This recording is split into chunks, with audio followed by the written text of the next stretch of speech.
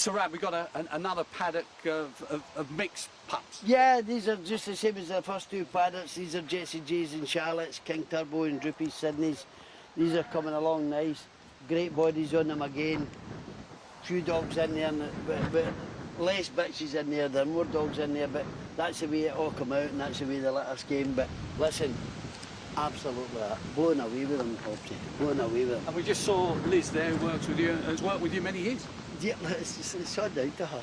A lot is down. Listen, I see these at the weekend. Liz does them during the week. She's the one that comes in if there's something wrong and gets me and all the rest of it. She's the one that sits in there for an hour a day playing about with Pups and all the rest of it. Listen. What is it with you and women called Liz? And a wee woman called Beyonce.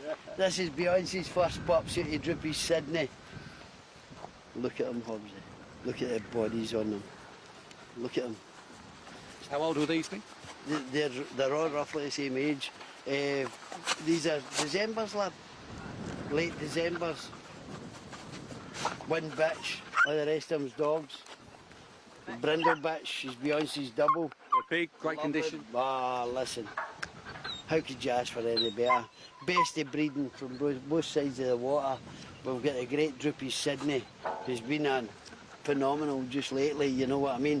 You look at all the big finals, there's 3 or 4 of these pups in every final. So I'm just hoping that along this line here, and King Turbo, don't forget King Turbo, who was as good a dog as I've ever put a lead in. So just looking along this line, I'm looking forward to it. It's given me a big boost. It has given me a big boost. There was some frustrating times, a few misses. Listen, it was killing us.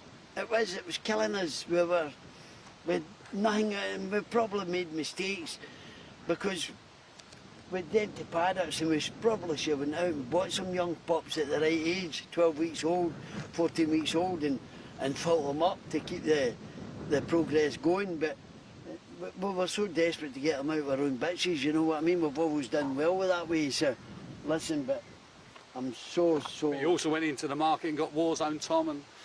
Fiora No and Post Greyhound and Havana Class, Havana Bailout. Yeah, listen, that's tempted us up massively.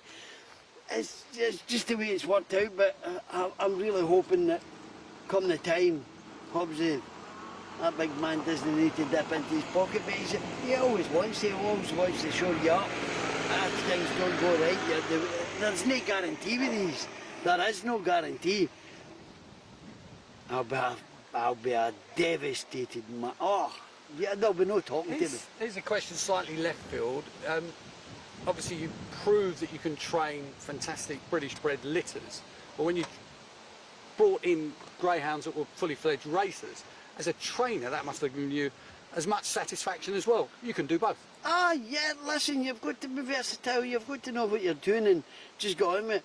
But I love doing this side of it. I love bringing in my pups.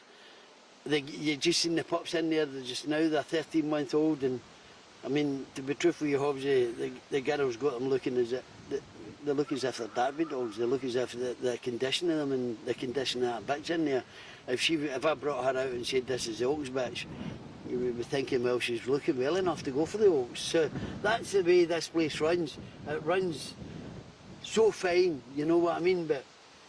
And you've just got to hope that everything falls into place. But that's a big part of it, the feeding part. These dogs, these pups, 7-month-old, and let me tell you something, Hobbsy. My open race dogs, my dogs that's going for the Sussex Cup on Saturday will not be fed any better than these. These are all fed the same as my dogs that's going for these big competitions. And it's always proved well for me. You've always given lots of credit to what Nick and Natalie Savva did, you know, back in the day, the Westmead line and the standards that they set, and you said that if you could emulate them, you'd be doing great things. Do you feel that there's other British breeding programs now that are following your lead? Oh yeah, look at hunting. Look at Big Kev. Huh? It's a good thing, though. Oh, it's great, it's competition, but I'm not going to get it as easy as I was. You know what he's like, it's not just that, they've teamed up with me, Hobbsy. I don't know whether you all know, but they've teamed up with me. Big Kevin's got the bitches, he's got the dogs there, and he's going for the big breeding. But then he gives them to the second best rearer in the country, Big John. right? Big John rears them all. And they team up me, obviously. I sit at that Towster or Mom or wherever, and you can see them sitting wishy-washing. They're teaming up against me, but hey, listen, I'm big enough, I can take it. I'll take them on, I don't care, and I'll beat them. Does Johnny Mullins mind that you call him Big John? Yes, he does. He does. Why you do that to me, Rab? But listen, we have a good laugh. Everything's all good between us all. And I tell Big Kevin we tried to miss a few bits just to give him a chance, to give him encouragement.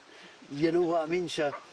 But listen, you've got to have a bit of laugh, ain't you? Can't all be serious all the time. I know it's a serious game and all the rest of it, but we've got to have a laugh, Hobbsy. And it's time people started to lighten up a wee bit and no be against. We stand together. We'll beat everybody if we stand together. We can take on the world.